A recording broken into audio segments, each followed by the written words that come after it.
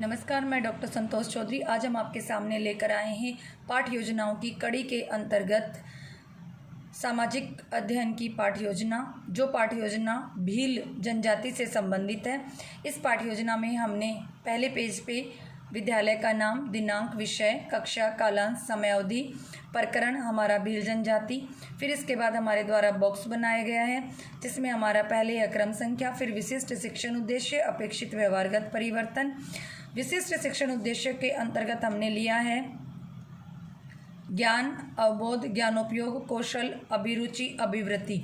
हमारे द्वारा जो यह लिया गया है ज्ञान, इस ज्ञान के अंदर विद्यार्थी जो अपने विशिष्ट उद्देश्य हैं उसके अंतर्गत ये प्रत्यास्मरण, पुनः पहचान, जान सकेंगे, समझ सकेंगे, इस प्रकार की चीज़ें इसके अंदर लिखी जाती हैं। अवबोध, जिसके अंदर अंडरस्टैंडिंग होती है, अर्थात विद्यार्थी अपने प्रकरण से संबंधित जो भी विषय वस्तु उन्हें पढ़ाई जाएगी वह उसकी व्याख्या कर सकेंगे, स्पष्ट कर सकेंगे, तुलना कर सकेंगे, वर्गीकरण कर सकेंगे, आदि चीज़ें अवबोध से संबंधित होती हैं। ज्ञानोपयोग, विद्यार्थी जो अपना प्रकरण कर रहे हैं उस प्रकरण से संबंधित जो ज्ञान प्राप्त करेंगे उसका उपयोग वह भावी जीवन में अपनी नवीन परिस्थितियों में वो करेंगे। उसी से संबंधित बात हम ज्ञानोपयोग के अंतर्गत अपेक्षित व्यवहारगत परिवर्तन में लिखते हैं। उसके बाद चौथा आता है कौशल। कौशल के अंतर्गत विद्यार्थियों के अंदर स्किल उत्पन्न होती है, अर्थात हमारे द्वारा इस प्रकार से यह लेसन पढ़ाया जाए कि बच्चों के अंदर इस प्रकरण से संबंधित स्किल उत्पन्न हो, जैसे कि वे मानचित्र के अंदर भील जनजाति किस किस क्षेत्र में निवास करती है उसे दिखा सकें, या अन्य जो जनजातियां हैं उनकी तुलनात्मक रूप से एक चार्ट बना सकें। इस प्रकार के कौशल का इसके अंदर वर्णन किया जाता है। इसके बाद अभिरुचि और अभिवृत्ति। अभिरुचि के अंतर्गत विद्यार्थियों में जो इस प्रकरण को पढ़कर रुचि उत्पन्न होती है वो लिखा जाता है, और अभिवृत्ति में उनके विस्तृत दृष्टिकोण का वर्णन किया जाता है जो सकारात्मक, नकारात्मक प्रकरण के हिसाब से होता है, तार्किक, वैज्ञानिक, अर्थात बालकों के अंदर इस प्रकरण को पढ़ने के बाद उनके अंदर क्या दृष्टिकोण उत्पन्न होता है इसका वर्णन इसमें किया जाता है। इस प्रकार से यह हमारी पाठ योजना का पहला पेज पूर्ण होता है। इसके बाद हमारा आता है दूसरा पेज। पेज नंबर 2 में हमारा सबसे ऊपर रहेगा सहायक सामग्री। सहायक सामग्री में एक विद्यार्थी जब भी कक्ष में जो छात्र, अध्यापक या अध्यापिका कक्ष में जाते हैं और अपना शिक्षण कार्य करवाते हैं तो एक अध्यापक और एक विद्यार्थी के बीच में होने वाली इस क्रिया में सबसे ज़्यादा जिन सहायक सामग्रियों का प्रयोग होता है वही सहायक सामग्री हमारे द्वारा यहाँ लिखी जाती है। जैसे कि सबसे अधिक ब्लैक बोर्ड का प्रयोग होता है तो वहाँ हमारे द्वारा उन्हीं चीज़ों को लिखा जाता है, जैसे ब्लैक बोर्ड, चौक, डस्टर, या हमने मानचित्र का प्रयोग किया है तो मानचित्र आदि। उसके बाद आता है पूर्व ज्ञान। जो हम प्रकरण पढ़ा रहे हैं उसके बारे में विद्यार्थियों के पास जो सामान्य जानकारी होती है उसको मेंशन करने के लिए, दर्शाने के लिए यह बिंदु लिखा जाता है। इसके बाद आते हैं प्रस्तावना प्रश्न। किसी भी पाठ योजना के जो प्रस्तावना होती है वो उस पाठ योजना की आत्मा कहलाती है। पाठ योजना को सरस बनाने के लिए, रुचिकर बनाने के लिए पाठ योजना के प्रारंभ में प्रस्तावना प्रश्नों को दिया जाता है, और यही जो प्रस्तावना के प्रश्न होते हैं ये पाठ योजना को रुचिकर बनाते हैं। ये आपके सामने प्रस्तावना बनाई गई, इसके लिए हमने एक बॉक्स तैयार किया जिसमें क्रम संख्या, छात्र अध्यापिका क्रिया और विद्यार्थी क्रिया, और यहाँ पर ये 5 प्रश्न बनाए गए हैं जो अपने प्रकरण तक पहुंचने के लिए बनाए हैं। जैसे कि पहला प्रश्न है, गाय क्या देती है? दूध। दूध क्रांति किस रंग का प्रतीक होती है? सफ़ेद रंग का। सफ़ेद सिटी के नाम से कौन सा जिला प्रसिद्ध है? उदयपुर। उदयपुर में सर्वाधिक कौन सी जनजाति निवास करती है? भील। भील जनजाति के बारे में आप और अधिक क्या जानते हैं? यानी ये 5वां प्रश्न हमारा समस्यात्मक है। हमारे समस्यात्मक प्रश्न का जो उत्तर रहेगा वही हमारा प्रकरण होता है। ये उद्देश्य कथन है। इस कथन में छात्र अध्यापिका के द्वारा अपना उद्देश्य कथन बोला जाता है। इसके बाद हम संपूर्ण पाठ को 3 टुकड़ों में तोड़ते हैं। 3 टुकड़ों में तोड़ा जाना 3 शिक्षण बिंदु कहलाता है, जो हमने आपके सामने देखिए यहाँ लिखे हैं। पहला भील जनजाति का जो क्षेत्रीय विस्तार है, फिर उनका सामाजिक परिवेश है, और फिर जनजाति की आर्थिक जो अर्थव्यवस्था या आर्थिक जो स्थिति है उसको लिया है। किसी भी पाठ की प्रस्तुति के लिए हमें शिक्षण विधियों की आवश्यकता होती है, और जिन शिक्षण विधियों का शिक्षण क्रिया के अंदर प्रयोग किया जाता है उनका यहाँ पर लिखा गया है। जो सबसे ज़्यादा व्याप्त रहती है वो व्याख्यान विधि होती है, और उसके बाद जैसे प्रश्नोत्तर या प्रदर्शन विधि जिनका प्रयोग किया गया है उन्हें यहाँ लिखा गया है। हमारी जो ये प्रस्तावना के प्रश्न हैं इनसे संबंधित जो हमारा मिनिएचर है वो हमने यहाँ सामने लिखा है।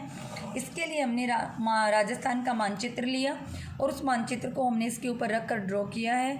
उसके बाद हमने आउटलाइन की है और उदयपुर को हमने इसके अंदर दिखाया है। इसे आउटलाइन करने के बाद, उदयपुर दिखाने के बाद हमने इसके ऊपर कवर किया और डबल साइड वाली टेप से हमने इस मिनिएचर को चिपकाया है। यह हमारा मिनिएचर हमारी प्रस्तावना से संबंधित था। अगला जो हमारा पेज है इसके अंदर हमारा प्रस्तुतिकरण टॉपिक शुरू हो जाता है। प्रस्तुतिकरण के लिए हमारे द्वारा उसी प्रकार से बॉक्स तैयार किए गए हैं। इस बॉक्स के अंदर हमारा पहला क्रम संख्या, शिक्षण बिंदु, छात्र अध्यापिका क्रिया, विद्यार्थी क्रिया और शामपट कार्य है। इसके अंतर्गत हमारा पहला शिक्षण बिंदु रहेगा भील जनजातियों का विस्तार। इसमें हमारे सामने विकासात्मक प्रश्न, जो हमने 2 विकासात्मक प्रश्न पूछे हैं उनमें से हमारा एक प्रश्न बिल्कुल आसान था जिसका उत्तर निकल रहा है, दूसरे का हमें थोड़ा मुश्किल लग रहा था तो हमने वहाँ उस चीज़ को निरुत्तर लिख दिया है। इसके बाद छात्र अध्यापिका कथन। छात्र अध्यापिका कथन के बिल्कुल सामने विद्यार्थी क्रिया में विद्यार्थी ध्यानपूर्वक सुनेंगे। फिर छात्र अध्यापिका जो भी प्रस्तुतिकरण करेगी उस प्रस्तुतिकरण को सारांश के रूप में यहाँ कथन में लिखा है। इस कथन को करते हुए छात्र अध्यापिका शामपट का प्रयोग करती है, उस पर महत्वपूर्ण बिंदुओं को उतारती है और वही महत्वपूर्ण बिंदु यहाँ पर एक ब्लैक चार्ट के ऊपर लिखे गए हैं। फिर उसके ऊपर कवर चढ़ाया है और फिर डबल साइड वाली टेप से इसे चिपकाया है। मिनिएचर्स को चिपकाने के लिए आप गोंद, स्टेपलर, फेविक्विक, फेविस्टिक आदि किसी भी चीज़ का प्रयोग ना करें। मिनिएचर्स चिपकाने के लिए डबल साइड वाली टेप का ही प्रयोग करें और मिनिएचर्स पे आप कवर जरूर करें जिससे कि मिनिएचर आकर्षक लगे। इसके बाद छात्र अध्यापिका ने जो ये कथन किया, इस कथन से संबंधित यानी अर्थात इस कथन के अंदर से पूछे गए जो प्रश्न होते हैं वो बोधात्मक प्रश्न कहलाते हैं। और यहाँ पर ये इस प्रकार से 2 बोधात्मक प्रश्न पूछे गए, दोनों के उत्तर इसके सामने लिखे गए। जो पहला हमारा शिक्षण बिंदु है इससे संबंधित जो हमारा मिनिएचर है ये हमने यहाँ लगाया है। इस मिनिएचर में भी हमने राजस्थान का मानचित्र दिखाया है और इसको आउटलाइन करते हुए जो हमें स्थान दर्शाने थे उदयपुर, डूंगरपुर और बांसवाड़ा वो दर्शाए हैं। हम इसे ऐसे तीर का निशान लगाकर भी इन्हें दर्शा सकते हैं। इसके अतिरिक्त हम यहाँ पर कलर कर सकते हैं इन्हें, जैसे उदयपुर को हम येलो कलर कर दें, डूंगरपुर को हम ग्रीन कर दें, बांसवाड़ा को हम और डार्क ग्रीन कर दें और इस प्रकार से हम तीनों ही इन्हें दिखाकर फिर इनका नाम भी लिख सकते हैं। ये करने के बाद हम इसके ऊपर कवर करेंगे, फिर डबल साइड वाली टेप से इसे चिपकाएंगे। इस प्रकार से यह हमारा पहला शिक्षण बिंदु पूर्ण हुआ। इसके बाद आता है हमारा दूसरा शिक्षण बिंदु। हमारा दूसरा शिक्षण बिंदु है भील जनजाति का सामाजिक परिवेश। इसके लिए भी हमने उसी प्रकार से एक बॉक्स तैयार किया है जिसमें क्रम संख्या, शिक्षण बिंदु, छात्र अध्यापिका क्रिया, विद्यार्थी क्रिया और शामपट कार्य। विकासात्मक प्रश्न जो छात्र अध्यापिका के कथन को विकास की ओर लेकर जाता है वे विकासात्मक प्रश्न कहलाते हैं। 2 प्रश्न पूछे, दोनों प्रश्नों के उत्तर विद्यार्थी क्रिया में सामने लिखे गए हैं।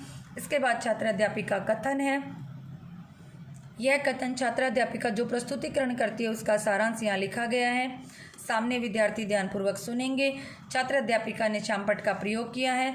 शामपट के प्रयोग पर लिखे गए कार्य को हमने यहाँ ब्लैक बोर्ड को एक ब्लैक चार्ट के रूप में, मॉडल के रूप में प्रस्तुत किया है, इस पर कवर किया है। उसके बाद डबल साइड वाली टेप से इसे चिपकाया है। छात्र अध्यापिका के इस कथन में से जो प्रश्न पूछे गए हैं वो बोधात्मक प्रश्न कहलाते हैं। जिन प्रश्नों को यहाँ लिखा गया है, 2 प्रश्न हैं, दोनों ही प्रश्नों के यहाँ पर उत्तर लिखे गए हैं। दूसरे शिक्षण बिंदु के बिल्कुल सामने इसका मिनिएचर लगाया गया है।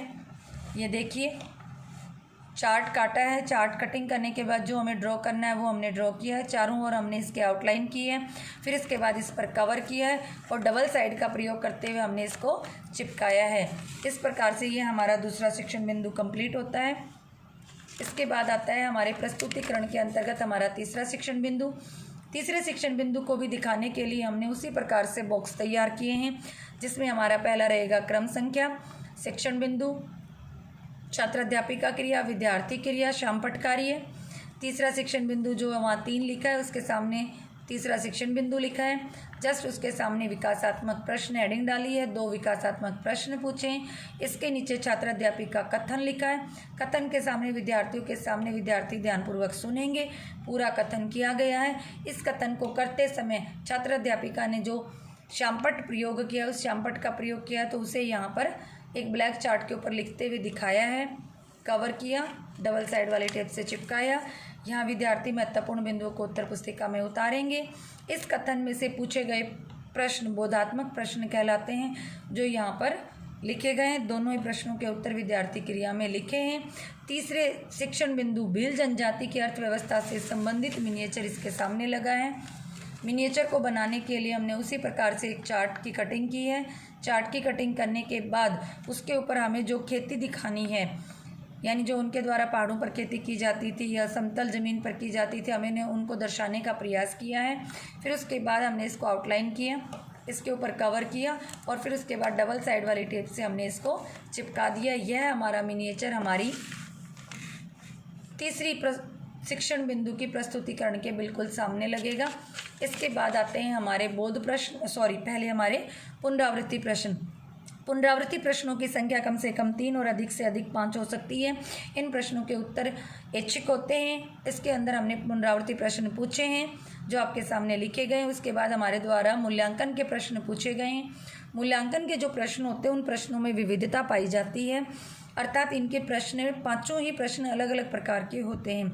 जैसे पहला वस्तुनिष्ठ यानी अवैध है, दूसरा रिक्त स्थान, तीसरा हमारा सत्य असत्य या हाँ नहीं वाला होता है, चौथा हमारा अति लघुत्रात्मक, पांचवा हमारा लघुत्रात्मक।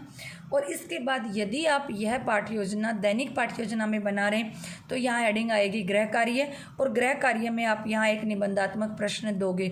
लेकिन हम आपके सामने एक वार्षिक पाठ्य योजना की पाठ्य योजना प्रस्तुत कर रहे हैं, अतः मूल्यांकन के प्रश्नों के बिल्कुल बाद पर्यवेक्षक के सुझाव और पर्यवेक्षक के हस्ताक्षर दिया गया है। इस प्रकार से यह हमारी पाठ्य योजना जिसका प्रकरण था भील जनजाति कंप्लीट होती है। धन्यवाद।